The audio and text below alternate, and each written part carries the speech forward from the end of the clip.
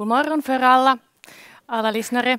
Jag försöker tala svenska nu, men jag kommer att presentera det här, mitt presentation in engelska. But first I will tell you something about myself. I'm working at Akukon Ltd as an acoustical consultant. I'm also the head of the acoustic groups. I have been in 1.5 hour, almost 2 years from now. I have got half of our personnel under my department. I'm also a researcher, and now I'm going to tell you about my studies that I have made during these 15 years. And I'm also a mother with 3 children. I got 2 teenagers, 1 9-year-old, so I really know what it's been to be a child today's society and what kind of noise levels they are being exposed. I'm also a volleyball coach, so I got this injury to my ring, so don't wonder why I got this bandage on my arm. And I got this from the ball that one of my juniors kicked on my ring finger, so I have to keep this bandage for 1 week, but it's not broken, luckily. Lucky me. So, well, maybe I tell you quite a much things during these slides. And be open, and we can have discussions at the end of the presentation. Why I started to have this subject at the first place? I was then about 24, 23-year-old student, and I was exposed myself quite much in music bars and discos at that time when we are young. And we go to the social places where exposed ourselves to noise almost every weekend. And then I realized that I have also tinnitus, the ringing in the ears. And suddenly I realized that that's the point, that what makes noise to our environment. And then I got this report at the table of the information table of the university, and they was finding the person who wants to have this master thesis work considering the teenagers' leisure time noise exposure. And then I realized, yes, that's my subject. And after that, I have been studying this to the doctoral thesis. So, started as a master thesis, but it ended to the doctoral thesis. That's what sometimes happens. Well, I got this presentation to you, and maybe you have all kind of questions, but I hope that you got the answers to these questions that I have made this. Why this subject is important, and why we have to protect our ears, and what kind of information we have to share to our youngsters and other people who are involved with the noise. Maybe you have answers, what are the most noisy activities at your leisure time, and those decibel levels. Also, you may have some information about how noise affects on our health. I know that most of you are the occupational hygienists and you know the backgrounds, and here are some acousticians too who know these issues, but I think I have to remind you that these are not just things. These are very important things that we have to take care of. And also I will have got the answers how we can protect ourselves from harmful noise and what should be done to this problem. We live in different kind of sound environments. We've been outside, summer cottages, nature. We've been at school, at work, at restaurants, concerts, many activities, shopping centers, etc., where are sounds surrounded by us.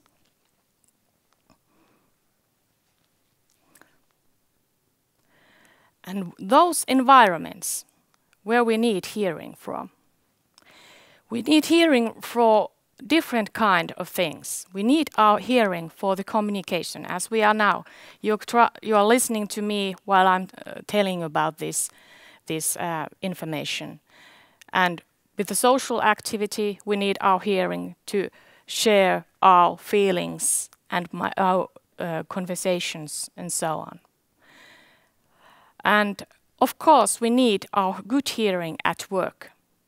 And some professions, the hearing is very crucial thing. It's one instrument of your work. For example, for a musician, the hearing is as important as is the way they can play the instrument. If you can't hear those little sounds of other instruments, you can't play together with the others. It's sometimes very crucial thing at your work.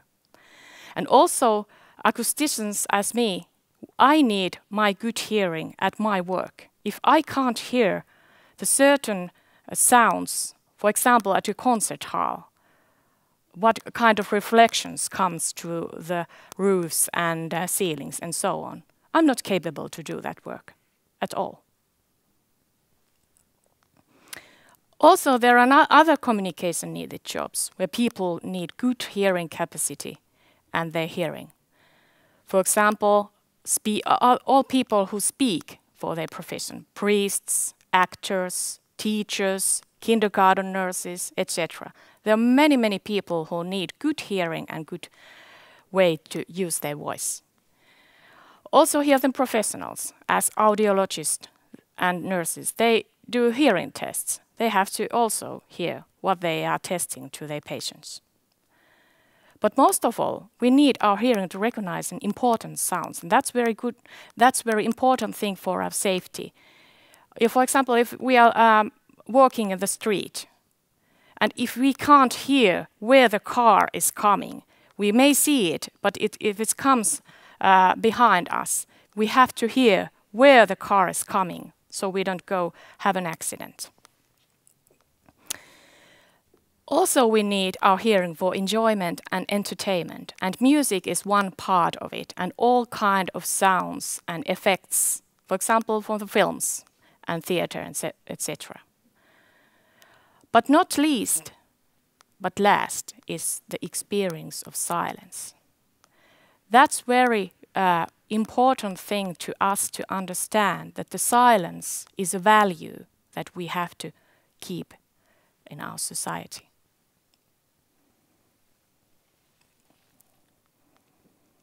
How sounds affects us.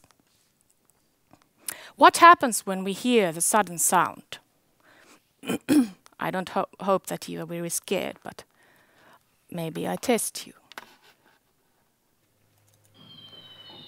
This is not very loud sound, but still.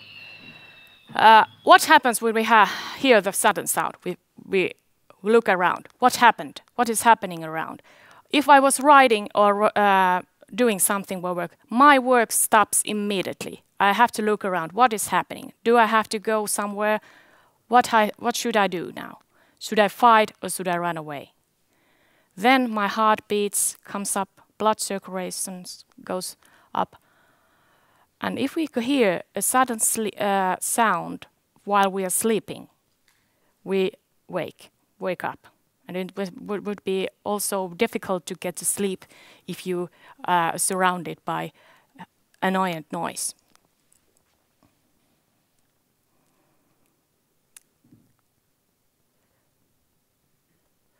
Okay, same sound could evoke us different kind of emotions. As we think, for example, the music. For someone, Bruce Springsteen is, for example, music, but someone is noise. It depends on your taste of the music. But different sounds evokes us positive, negative, different kind of feelings that are sensed in our limbic system in our brains. And that's why how the music affects on us. We have to remember that music affects on many, many ways. It's having very positive elements, but it can cheer you up. For example, if you do an aerobic gym, you got positive jump, and you can have this exercise at the end. Also, music can relax you and purge for the negativity. I show you, this slide is from my presentation to the kindergarten children, to 5 to 6 years olds. So I got these sound clips here to present you this same information. And I say to you that almost 4-year-old children can understand these issues. So we can have this information right from the children. So I show and ask usually the children, what kind of laugh is this one? That's a children's laugh. And always children laugh together when they hear this, and this one also. That's maybe school laugh. But what happens with this laugh? Is it scary laugh? Everyone says, yes, it's a scary laugh. Oh, I have heard it in one movie sometimes, they say. And what happens in that fourth? They said that's my grandmother. Usually they say it, who laughs. But music, it's an element of our enjoyment. Okay, you may confront sounds and music on different places. It's part of the atmosphere, always. Paying attention, as alarm clocks and so on, and having special effects. And especially shopping psychologists use the music. You know, if you, for example, go to the shop and buy some clothes, you can always think what kind of clothes they are sold by listening to the music. If there's a pop hits, that's the place for the youngsters. And if there's classical music, maybe it's for elderly person. I'm not sure, but usually they are. And there's music is used in many places to have these effects. And I got this YouTube clip. I hope that this works, but this is an example of, in my opinion, for the children's. This is children's movies, a trailer here. 5, and 4, if we think 3, about this, 2, what kind of message 1. we tell the children? Hey, this is not first class. Circus, Afro circus, Afro circus, Afro circus,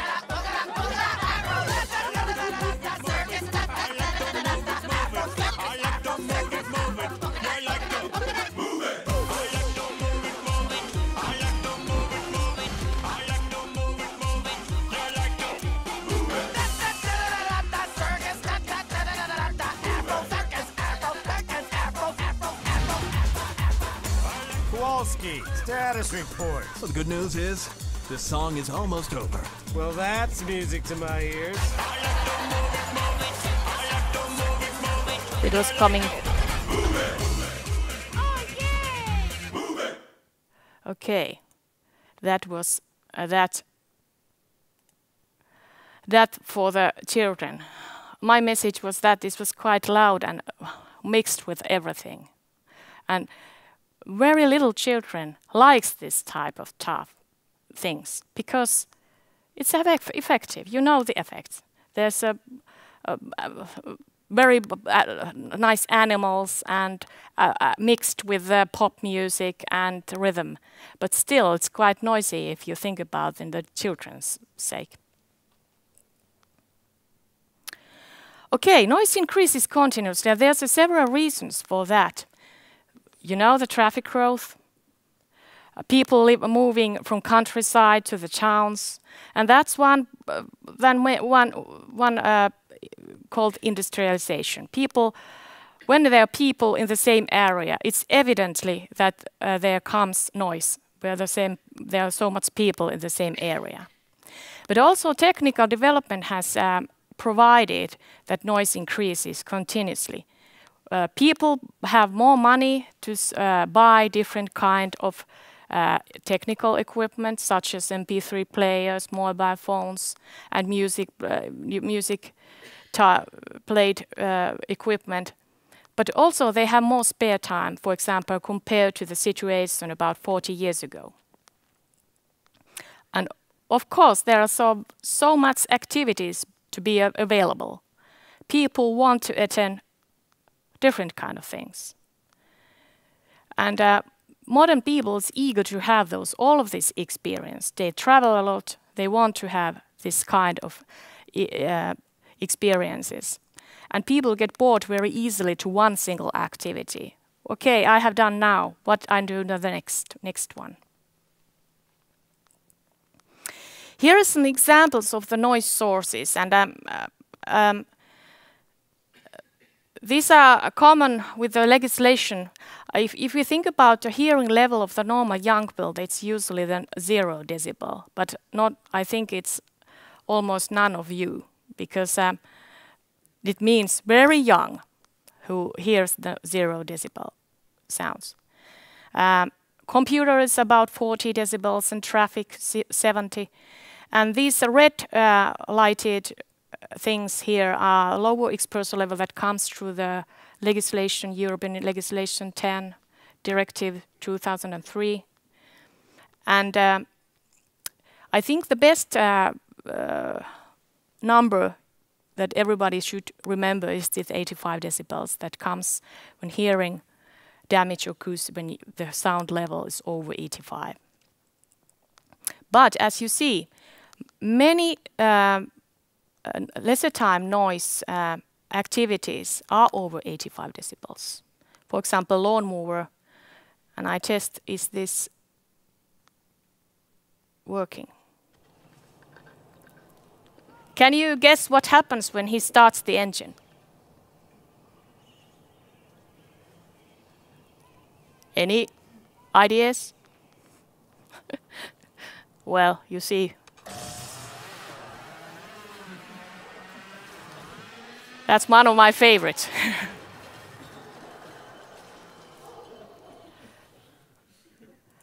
Okay. Lawnmowers are usually over 90 decibels, and I just talk about some of you shall be used the hearing protectors. I always use hearing protectors when I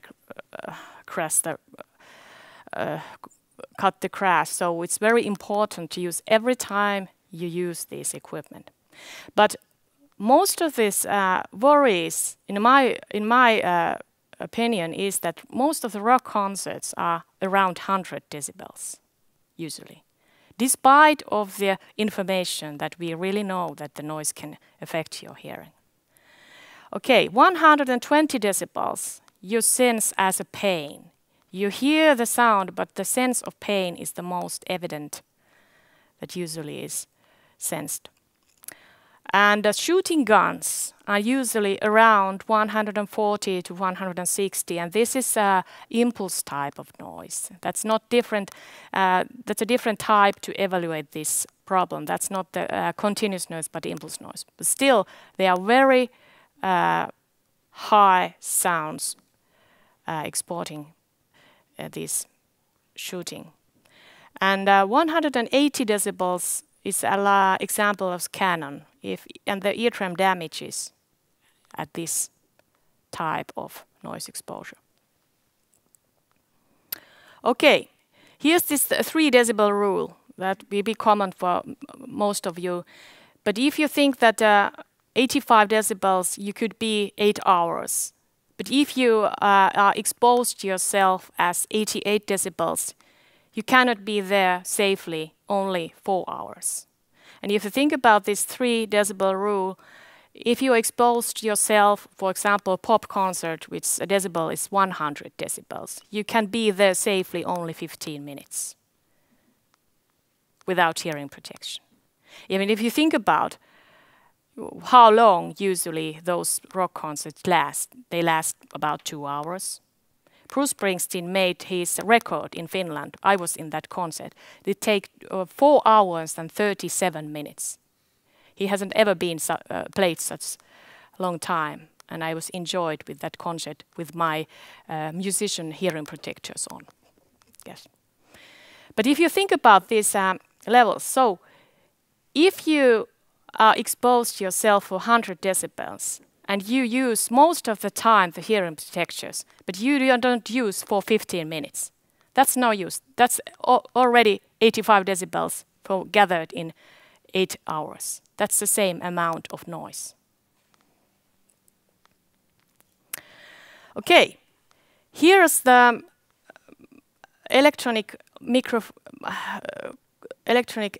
scanning electron photo of hair cells of the ear, and I hope this works. How the ear works. I think this is similar, very common to you, but I have to remind you about this. Shows how our ears work. Click the navigation arrows below the animation screen to play, pause, rewind, or fast forward the animation. Your ear consists of 3 parts: the outer ear, the middle ear, and the inner ear. These all work together to pass sound through your ear and to your brain. The pinna acts like a funnel to collect the sound waves. These sound waves pass through your ear canal. Here we show the sound waves entering the ear. The sound waves reach the eardrum and cause it to vibrate. The higher the pitch or frequency of the sound, the faster the eardrum will vibrate. These vibrations are then passed on to the middle ear. The middle ear contains 3 tiny bones called the ossicles. These are joined together and to the eardrum. They amplify the sound wave and pass it on to the inner ear. Here we show the ossicles moving in response to the sound waves. The vibrations from the ossicles pass through a small window and into a part of the inner ear called the cochlea. Sound waves travel through the fluid of the cochlea and make the tiny hairs move. Here we show the hairs moving. When the hairs in the cochlea move, they cause an electrical signal to travel through the auditory nerve and to your brain. This electrical signal varies depending on the pitch of the sound and how loud it is. Your brain makes sense of this signal, and so you hear the sound. Here we show the electrical signal moving through the auditory nerve. This is the end of the animation. Click on the animation screen to watch it again. That was so. And here you can see normal hair cells at the cochlea. And the under picture below it has damaged hair cells. And here I took, it was one of my favorites that I found, dancing hair cell. Have you seen it? 1, 2, 3 o'clock, 4 o'clock, rock. 5, 6, 7 o'clock, 8 o'clock. I'm not sure if you can see it in the back of the seats, but hope. Around the clock tonight, put your glad rags on. Join me home, we'll have some fun. When the clock strikes 1, we're gonna rock around the clock tonight. We're gonna rock, rock, rock till broad daylight. We're gonna rock around the clock tonight. Yes. The hair cells are very important of our, when you think about the noise-induced hearing loss. That pays the most part of it. And in fact, that's the problem, is the hair cells that we cannot see, are they destroyed or not. We can only hear by our hearing level, by gradual. And the problem is that when 90% of your hair cells are damaged, at that time you can hear the difference, that maybe I can't hear all the sounds that I used to do. So that's the problem. And when you have lost your hearing, you cannot have it back. Okay, how do you see that you are being exposed to too much noise? Your ear feels blocked. It feels like some kind of tumming in your ear. And you may be exposed yourself tinnitus. Please hold your hand how many of you have experienced yourself sometimes tinnitus. Okay, almost all of you. It's supposed so, because if you have exposed yourself as noise, but you can also have tinnitus for other reasons too. Everything that comes tinnitus doesn't come particularly from noise. It can be caused by Meniere's disease, high blood pressure, and so on. Also, the warnings that you have been exposed to too much noise is that you speak too loud. Your partner may say that, I can hear you. You don't have to shout me. And you have to ask the others, raise their voice, that you can hear them well. And this is called temporary threshold shift. Your ears are temporary, those hair cells doesn't work at that time. But usually they come back to the normal condition. But if it doesn't, then it goes to the permanent temporal shift, which can lead to noise-induced hearing loss.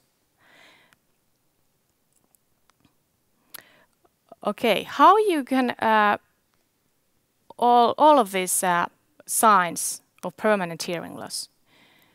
You may have difficulty to concentrate carefully to discuss with other people. For example, if there's a people around, like we are here in this room, and all people are discussing with each other, and I'm talking someone you, and I have some problems to understand what you are talking to. That may be a first problem that you may have a hearing loss. And of course, you have to say, there's also some other signals that you have to use your, ask people to give the message again. You ask, what did you say? Sorry, I couldn't hear you again. And you may listen to television or TV louder than others. And usually your family members will tell you that maybe you got some problem with your hearing. But don't ask me if your wife or husband says that that's a problem. That's usually the problem with the men and women. Yes. Okay, but also you cannot maybe hear the doorbell or telephone. And if someone answers your telephone, they may say, oh, you got this sound very high. How you can have this volume level so high?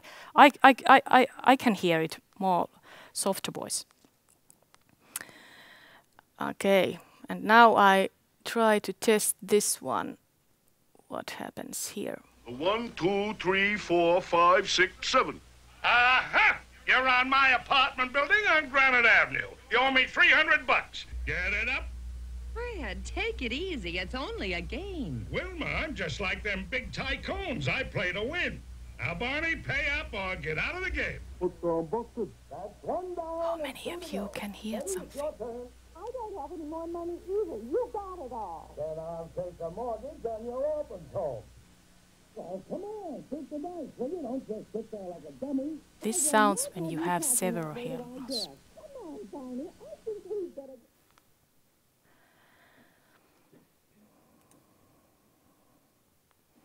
Okay, how fast then hearing will be damaged?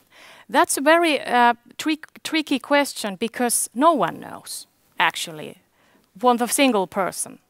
But we know some models, how they usually, if we think about the standards and things, what the risk is if you expose yourself certain levels of noise. If we think about these 85 decibel levels, and we have exposed ourselves about 30 years, usually 20% of the people get hearing loss in 30 years. But this doesn't take account your personal vulnerability to get this noise-induced hearing loss. Okay, if you think, we take here, for example, 105, this, and we exposed ourselves for 10 years, it's almost 50% of the people get hearing loss in 10 years if we continuously exposed ourselves for 105 decibels. Okay. Then we go to the effects of noise. Here's my little son to remind you what are these effects? And they divide it to physical, psychological, and social effects of noise. And we first think about these physical effects. As I said to you earlier, the hearing loss is the most tremendous effect that noise can cause on our health, as the TTS, temporary threshold shift, and tinnitus. And sound distortion. The sound distortion means that you hear the sound not so purely. They sound little different, some kind of cracks in these sounds. Of course, these psychological effects of noise have this irritation and annoyance. It can have effect on your sleep, as I said earlier, headache, and evoke your stress responses. At school, there are the studies which have concluded that the noise have effect on children concentration, motivation and learning, and language development. And if you have this hearing loss, you got these communication difficulties, and it can lead you to social isolation. If you're, for example, very positive and extrovert person, you have been. But if you got hearing loss, you don't want to go to the social places when you have to listen very carefully and understand what others can say. You may go, I don't want to go anymore those places. And this can have effect on your social life. And there's also studies which have concluded that the noise affects also on people's personality and behavior. Your willingness to help others decreases when you are surrounded by noise. For example, if you are working at the noisy industry machine, I can say the industry hall where there's machines around, and there's another guy somewhere in there, you shout to him that, please, could you help me with this? The noise makes that I didn't hear, I don't care what they're shouting me. It can affect us easily into acting that way. But also the noise, if you have background noise, it can cause you to voice problems. And that's a main problem with, for example, school teachers and kindergarten workers and actors and so on. Especially at school, when there's pupils and students around and they make noise in the classroom. Very easily, the teacher has to raise the voice to be heard. And as I said, this risk for accidents is also always around if we are surrounded by too much noise. And this is coming more and more problem, this hyperacusia. It means that the actual noise is not as loud as you feel it. You're very sensitive to noise in that point when you feel that a little noise sounds like it's too much. Okay, why the evaluation of the noise exposure is important after all? As I introduced these, how the hearing works and these hair cells, the development noise induced hearing loss is gradual. It comes slowly, and it's a longitudinal and non-reversible process. And the harmful effects of noise is very late noticed. And tinnitus may be the more problem for some people who had even mild hearing loss than the hearing loss itself. It can interfere, for example, your go to sleep. I know the person who in Finland has founded the Tinnitus Association, and he got 75 decibel tinnitus every time in his ears when he goes to sleep. And that makes him very stressful, and he has very bad feelings about that. He's a previous drummer, played drums in the dancing group, and he cannot do that job anymore. And as I said, this tremendous effect is also the individual's personal life, social environment, and all the activities that he he or she is relied on.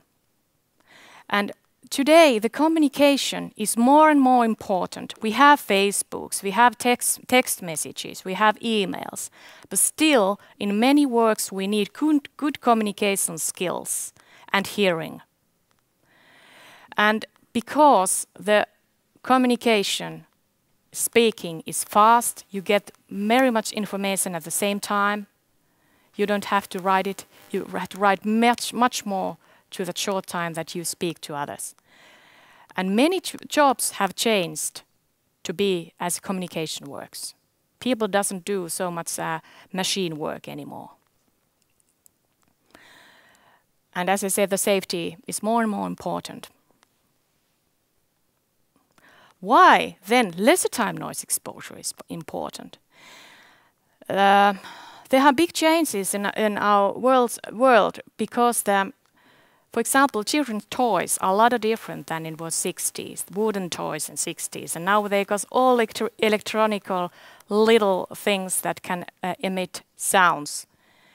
And people maybe don't understand that actually those children toys can be harmful to their hearing.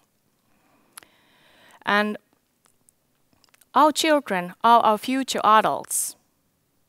They will have their education. You want to have your children good professions. They need their hearing at their work. And there's also some ignorance on effects of noise in general. Some sources people are overestimated. They think that it's too loud, but still it isn't. But some is underestimated, and I think this underestimation is most of the problem. Here are some pictures of my youngest child toys here.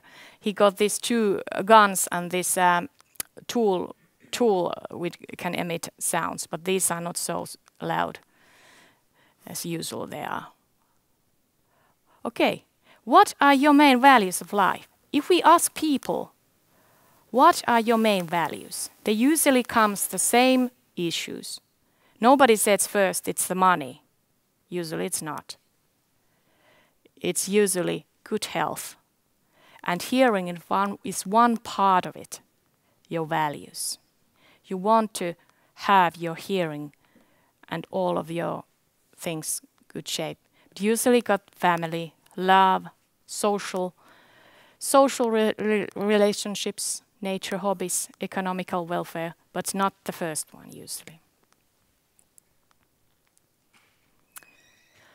Okay, why the evaluation of lesser time noise exposure is then important? Because there are so much of them. We may think that MP3 players may have high volume music. Our teenagers listen those equipment almost all the time. They got these earbuds on. But still, there are so much variation of these activities. How we can handle this problem to gather all of these activities together and evaluate the hearing loss risk of this.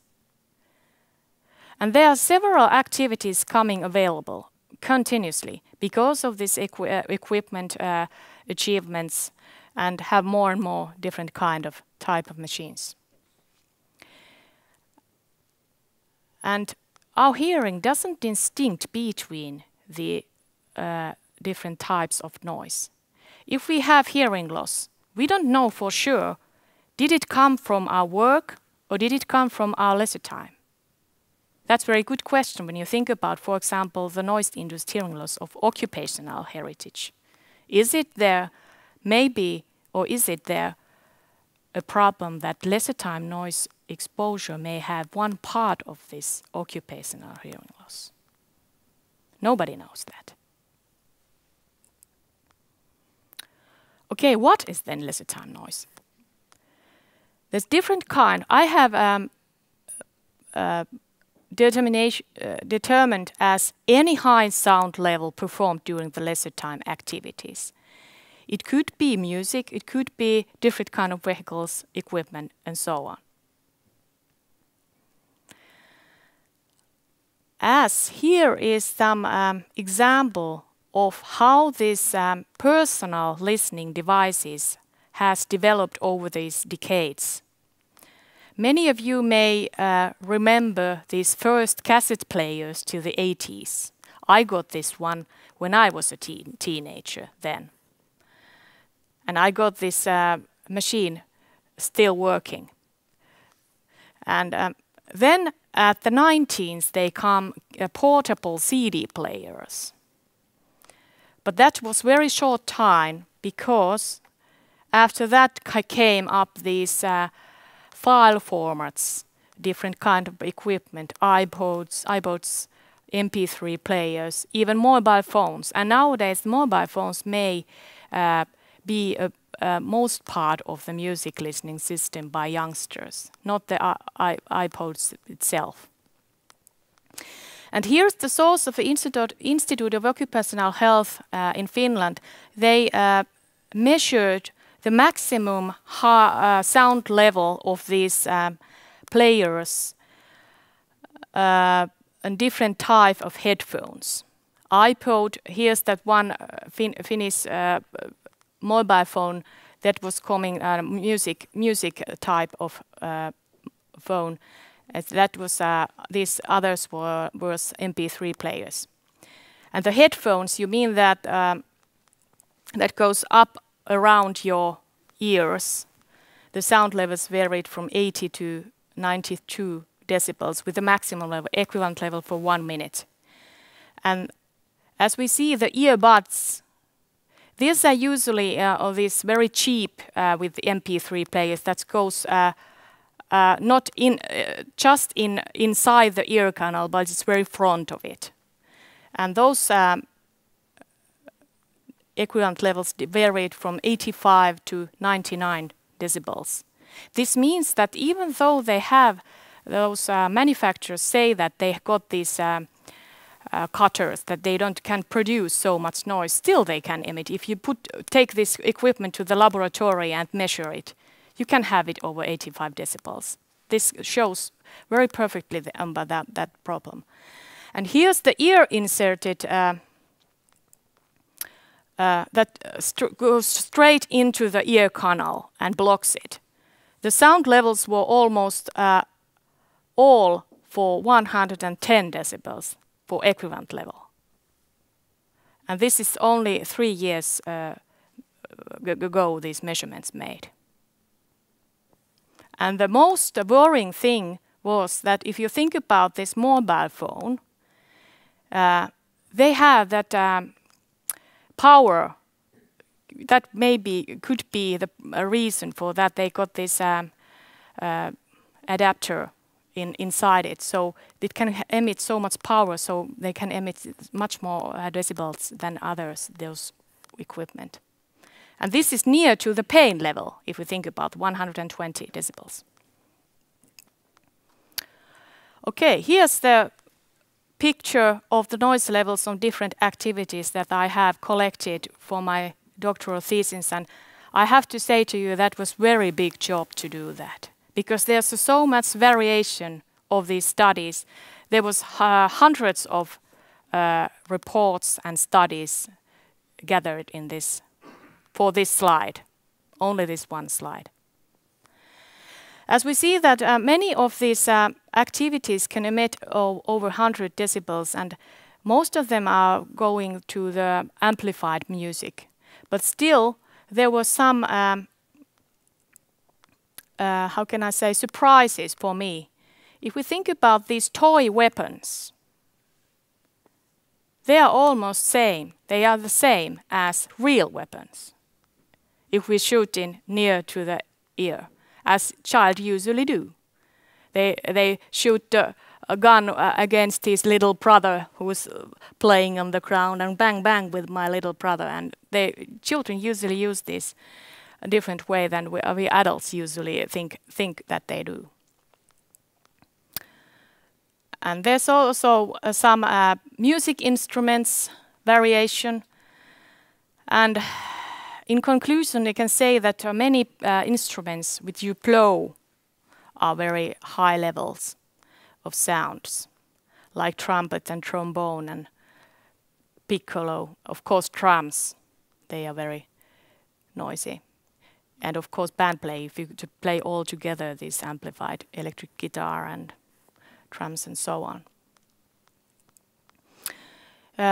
Here's the measurements of Kauko Saari in Finland. He has done these concert measurements during the many of the years. And here you can see that many of these concerts noise levels are around 100 decibels.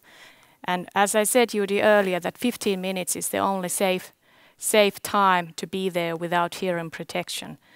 And if you think about who is the most, which artist or band is the most noisiest for this, I think this, according this measurements was AC/DC, about 110 decibels during this.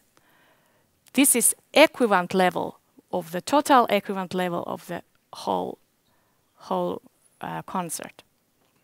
This is not the variation, it's the average. And the Motorhead who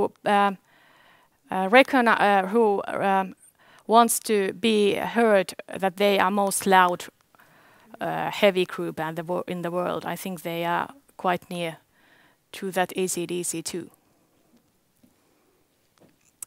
And this Karita Mattila, she's a soprano and makes classical music, so this was a lot of different sound levels than the others. I just take it for the comparison for this. Okay.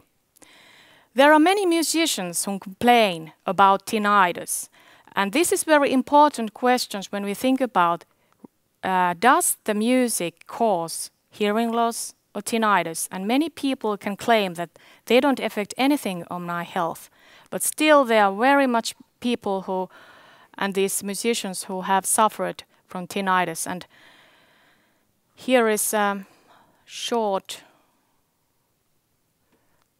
presentation of him. I've seen you a lot, and why now all of a sudden the push? What's going on? Well, it's interesting because I was born with a birth defect called a microtia, which means that the cartilage on the outer ear isn't formed, and in my case I didn't have an ear canal, so I'm deaf on the right side. Some doctors at the House Research Institute, which is a very prestigious worldwide known institute that deals with diseases of the ear and research and hearing, they called me up and said, you know, there's an epidemic of hearing loss with young people. And epidemic is a word that gets thrown around a lot. It turned out that in the last 15 years, hearing loss is up 30% in young people. How do they know that? Because kids are showing up and saying, I can't hear something. And the problem is, you don't really know that you're losing your hearing until it's gone too far.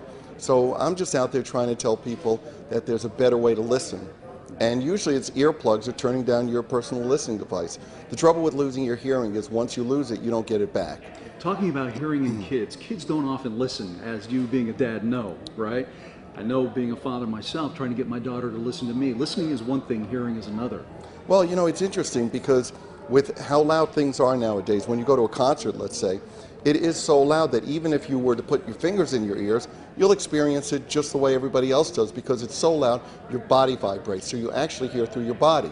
I defy anybody who comes to a concert with earplugs in to tell me that it sounds any different.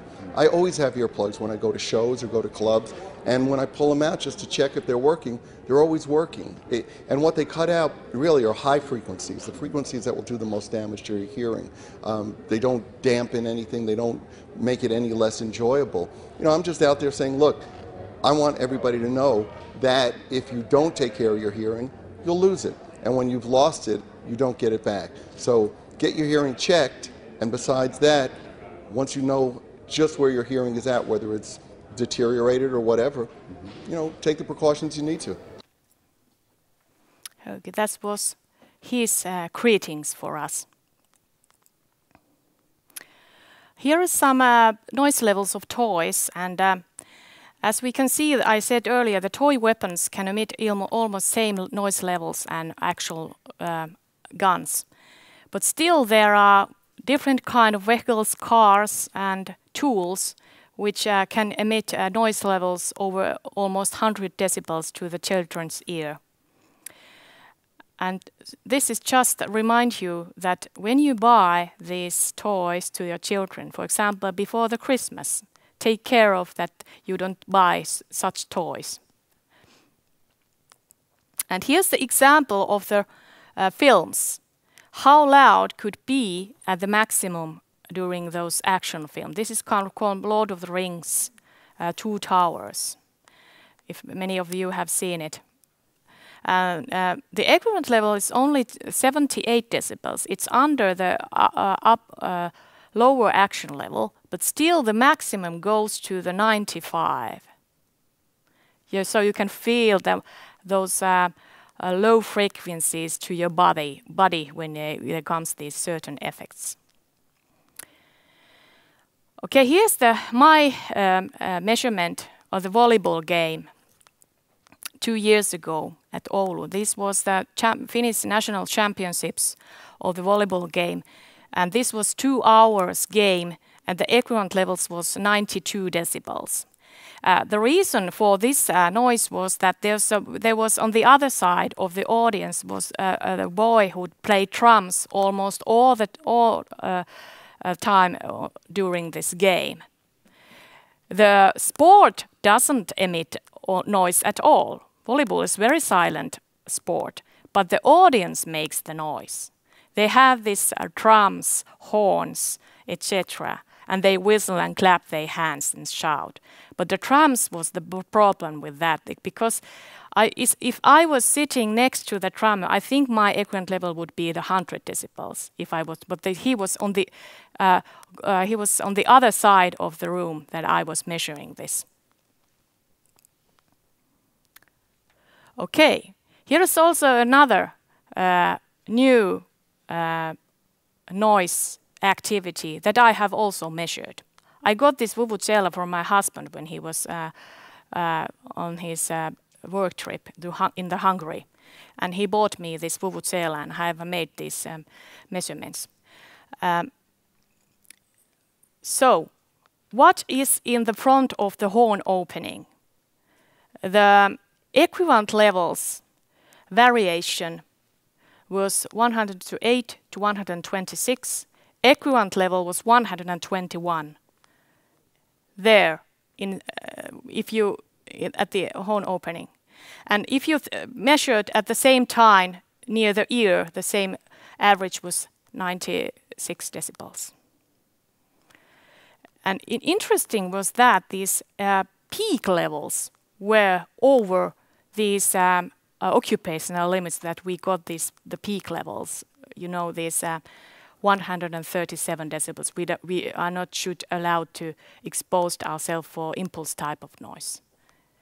That was over 142 in front of the opening. It exceeded on that. So, what is the conclusion of this? You shouldn't be about 2 meters around of this vuvuzela without hearing protection. And here I hope you can see it, what happens in here. You'll remember these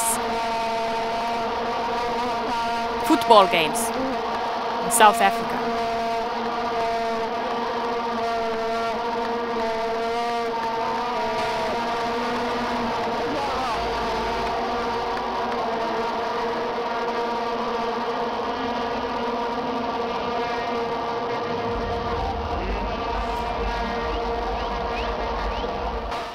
I wonder how many of the people would have temporary threshold shift after this football game by being there. Okay, in Finland we have continuously the occupational hearing problem. We got new noise-induced hearing losses about 1,000 per year. Even though we have this hearing control and loss, different kind of programs and so on. And this leaves a question: what happens if we think about this lesser time noise together with the occupational noise? Would it be the occupational hearing loss be coming faster when you expose yourself at your lesser time? And there might be aspects that the tinnitus and temporal threshold shift may have effect on your work. You may have problems to do your work if you got this. And this can lead to your vocational selection. You may have to take account. If you tell your children that she or he got a hearing loss and he wants to be a pilot, you cannot be a pilot if your hearing is impaired. Here is short background of my PhD thesis. I show you some slides to what I got this thesis conclusion. This was made at the University of Kuopio Department of the Environmental Sciences, and that was presented 3 years ago at the August. And I got this 4 of these theses with me if somebody wants to have it. So just take it if you want to, and you want to know more about this. This was made cooperation with the Finnish Federation of Hard of Hearing. I made this study with the teenagers. I started with that, with the master thesis. And then we made National Institute for Health and Welfare part of the exposure studies, which we investigated to adults to 25 to 55 years of olds in Helsinki area. And then we had third and fourth study with cooperation with Finnish Defence Forces. And we took all the conscripts at a certain year to this study and measured their hearing with the audiogram and had this leisure time noise exposure questionnaire the same type as we did the teenagers and adults. Okay, how will they handle this problem? We took the questionnaire and asked the people how much time you use during the week on these certain loud activities and how loud you were exposed to yourself on scale 1 to 5. And we took the actual noise levels of these activities then and calculated their weekly noise exposure for single activity and all activities combined. And then we compared these results to the lower and upper action levels of 80 decibels and 85 decibels for hearing loss. And we used the ESO 1999 and compared to the 40 hours working week, as we do the occupational side of this problem. And with these audiograms we made only for the conscripts. We didn't have possibility to do those teenagers and adults. And here's are the results. 1 of the 5 of these persons exposed over 85 decibels at their leisure time, at the lifetime level. Teenagers used, and those young adults used 40 hours per week at their noisy leisure time, and adults use 25 to 30 hours per week. That's quite a much time. And the weekly noise exposure was gathered with many activities. There was not a single activity which have a reason for this, but there were many, and they combined. This connection was very important. But there was, of course, some significance for certain activities, such as music bars and discos, music, concerts, shooting, playing in the band, home rooms, and motorsports. These were the ones who had most effect on weekly noise exposure. And if we think about some kind of safety level, how many people were exposed themselves under 75 decibels? Only 20% of teenagers reached that. And 19 to 40-year-olds had 30% of this safety level, and about half of over 40-year-olds. Here is the picture of the total noise time, weekly leisure time noise exposure among all the age groups. And I ask you to just look at these black bars here. So this is the 85 how many of people exceeded to 85 decibels weekly? Teenagers and conscripts about 30%. Then these 25 to 29 years was almost 40%, and then it goes down like this. Maybe at the 50s they got this age of the wild 50s, and they comes up again. Okay, then we ask the people also what kind of problems you got your ears. What are the symptoms of the hearing loss and so on. And tinnitus was experienced sometimes or often over 70% of teenagers and young adults. That was very common symptom for almost everyone. And adults say 25% experienced that sometimes or often.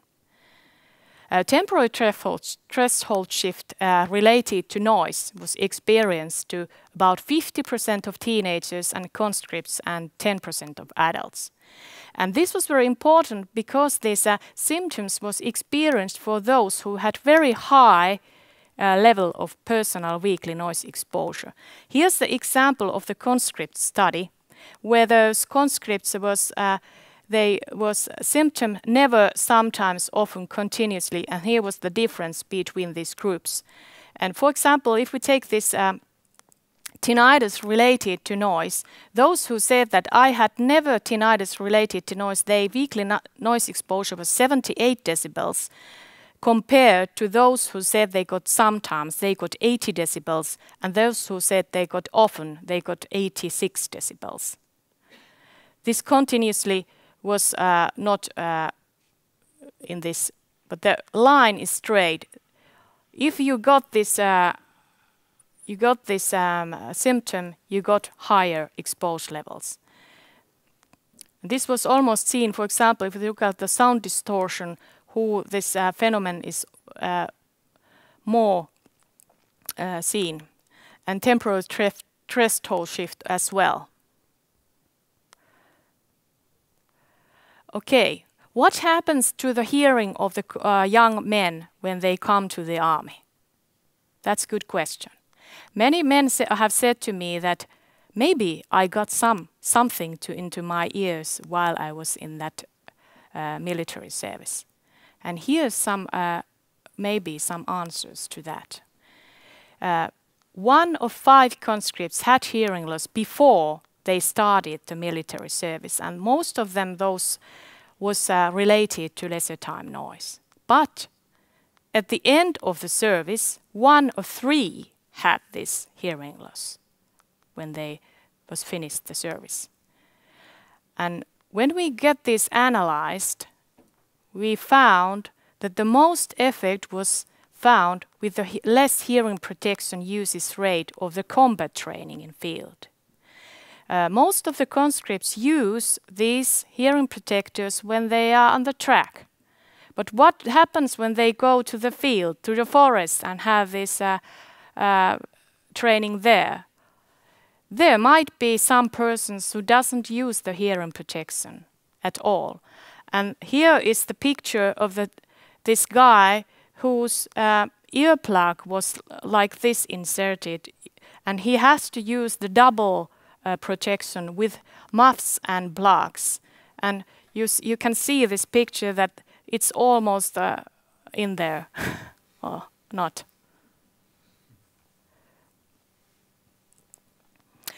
Okay, I made analyze for the people who did different kind of things at their leisure time, and this was the only finding that I found. Those who had leisure time activity as shooting, they got hearing loss more than the others. And this was especially seen from the left ear. This is a similar result from the other researchers that have studied from the shooters' hearing and the hearing loss. And this was seen at these high frequencies of 4 kilohertz and 6 kilohertz and 8 kilohertz. this indicates the noise-induced hearing loss. This is typical audiogram curve for the people who has exposed themselves for noise. Okay, conclusion of this thesis was that most sound exposure takes about 15 to 20 years. There's a certain lifetime for everyone when they gathered very much a lesser time noise exposure for themselves. And their exposure is at most at the age of 25 to 30 years. And the main thing is usually that the people do very much things and they go to music bars and restaurants and discos. That was the one big part of it. And there's a certain decrease after 40 years of old. And this risk of hearing loss was 1 of 3 teenagers and young adults, according to their habits and their exposure, and 1 for 5 adults over 40-year-olds. And 1 of 5 got the hearing loss before the military service, and 1 for 3 got after the service. And these auditory symptoms were very general especially for the young people, and that was tinnitus and temporary threshold shift, which could be the signals with high exposed noise levels. And almost hardly any did use the hearing protection at their leisure time. Okay, what should be done then? That's a very good question. The first thing is that the noise levels must be reduced. But how we can do that? By legislation, that's one. But still, how we control this legislation, how it actually works. Especially in Finland, we don't have separate legislation for children. I'm not sure if the Norwegians does, but Sweden they have. They have different exposed levels for the happenings where the children who 13 years of old age are supposed to allowed be there. But I think the legislation should be improved, especially in Finland. I know, and everywhere else. But also this noise control, authorities and event arrangers, they are responsible for the sound level, what is actually played on those happenings, by measuring, checking, having different kind of noise reduction, by technical opportunities, you know, these limiters, they can be used, planning and designing, that's what we do. We try to make places which are safe and which are acoustically adequate to do the thing that we used to do there. Health examinations should be done more and more. I know this little son of mine is there testing her hearing, and if we, for example, think about the typical situation where these are made in Finland at school, he's not in the separate booth or some kind of little room. Here he is there in the nurse's room, and there is air ventilation and some other noises coming through the window. And my son here he is now in this picture, he's about 5 years old there. And he couldn't hear all the sounds because there was so much background noise around it. He couldn't recognize the actual sounds what was played there. And one very important thing is the education and the public information for everyone, as I do it now. This should be put in the school education systems. When they talk about the ears and hearing at the school, there should be talk about the noise exposure more and more as they do now. Of course, these key professionals, such as teachers, trainers, and designers, must have this information to share with everyone. There are general education and hearing conservation programs. I know that the Finnish Federation of Hard of Hearing make tremendous work in Finland, but still we need more power to do that work at schools and the daily life where we live in. And last but least is the hearing protectors. They should be used if you don't have anything else to do. But there's one problem with these hearing protectors. They are not so nice looking. They are quite, how can I say, they should make a trend. They should be very such looking that and has this losers do not use hearing protector devices. That should be the attitude, but it's not today. Okay, I try to. Now you can test your hearing. Do you hear all the sounds?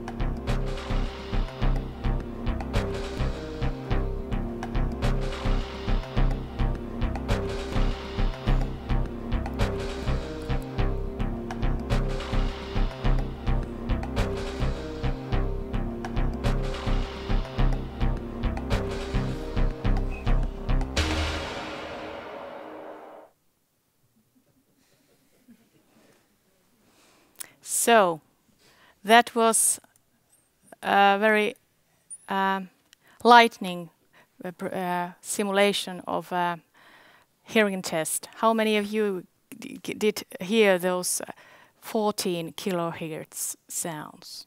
Did someone hear? Oh, very good hearing for many of you. Okay. If we think about and have this information to other people, how we can have this motivation and how we can say to people that how they should protect their hearing. The first thing, if you don't want to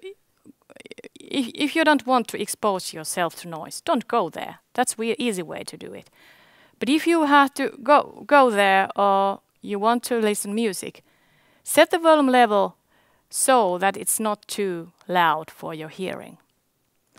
And if you can have an effect on the time of the exposure, decrease it and go further to the noise if it's possible. Don't be near the loudspeakers. That's usually that I take count of if I'm something, concert or something like that. And ears needs silence breaks as we need rest for ourselves. Please make ears sometimes be in silent place or just a very low background noise. When you buy these noisy tools or equipment, whatever you buy, remember the sound levels. Ask the manufacturers how loud is this machine. There's a big variation, for example, for the washing machines and so on between those sound levels. You can ask for this noise too. If you listen to music, you can have effect on this by using high quality headphones.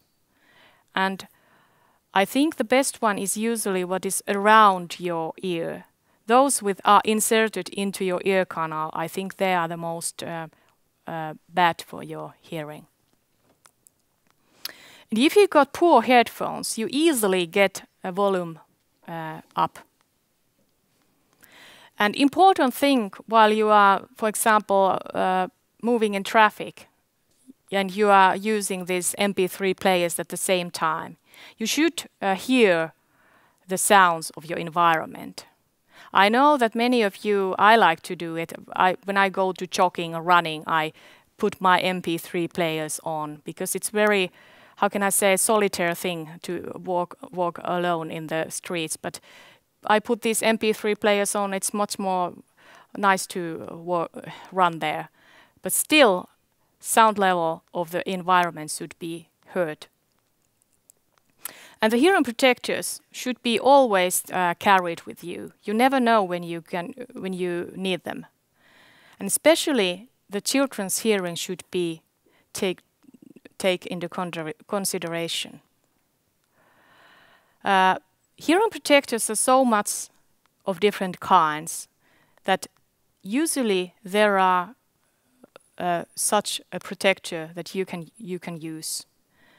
There are some earmuffs which got this headband over, and electronic helmet-mounted communications earmuffs, and plugs which are put into your ear canal, different kind of things. And these personal earplugs, for example, this musician, if you want to enjoy the music without hearing loss.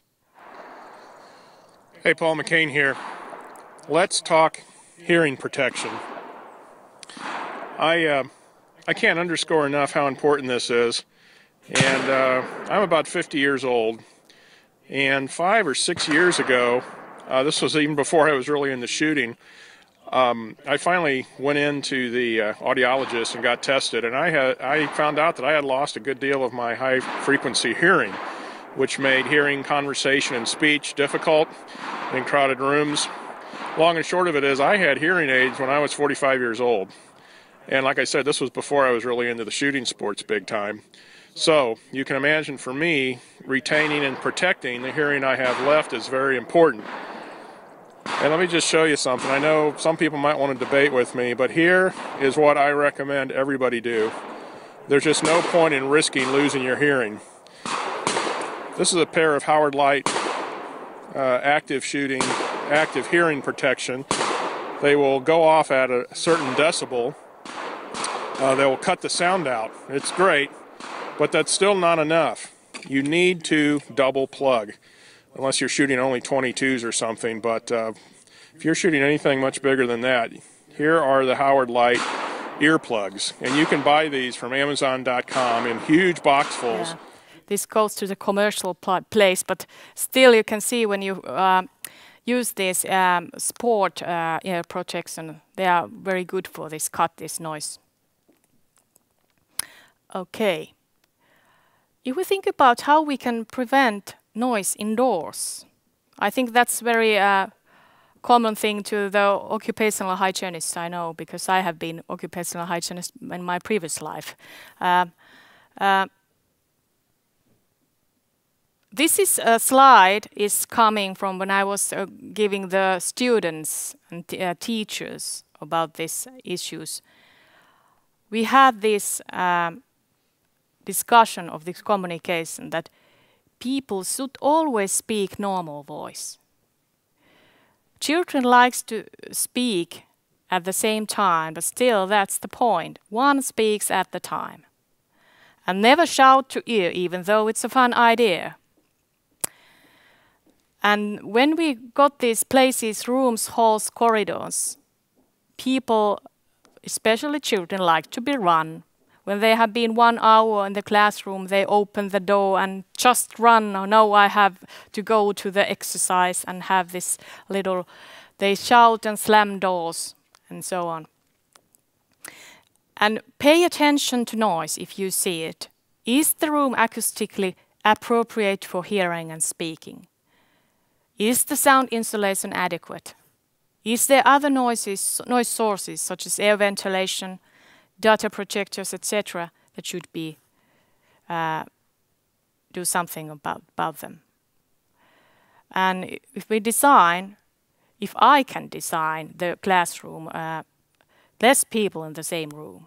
But unfortunately, these regulations are still so that there's quite much, even though 30 students in the same room, and I think that's the problem with the teachers, because they have to control that type of pupils at the same time.